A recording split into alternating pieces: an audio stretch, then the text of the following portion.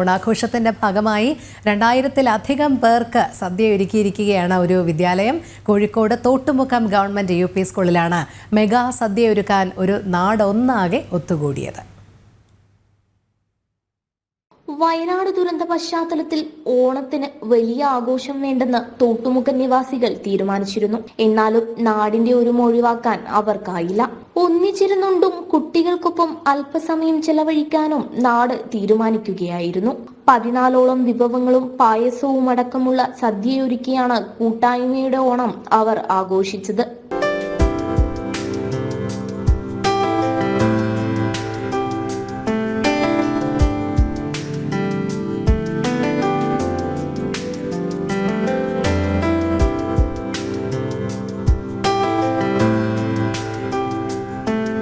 വിദ്യാർത്ഥികൾ, പൂർവ്വ വിദ്യാർത്ഥികൾ, രക്ഷിതാക്കൾ, അധ്യാപകർ തുടങ്ങിയവരെല്ലാം ഒരുമയുടെ ഓണത്തിനായി ഒത്തുചേർന്നു. PTA നേതൃത്വം നൽകിയ ഓണാഘോഷ പരിപാടി നാടാകെ ഉത്സവമായി ഏറ്റെടുത്തു.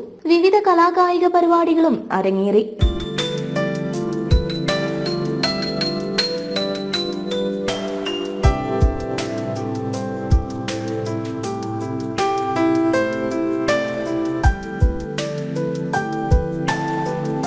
കുട്ടികളോടൊപ്പം രക്ഷിതാക്കളും അധ്യാപകരും പരിപാടികളുടെ ഭാഗമായി.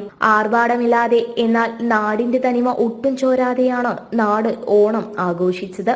ജനം, കോഴിക്കോട്.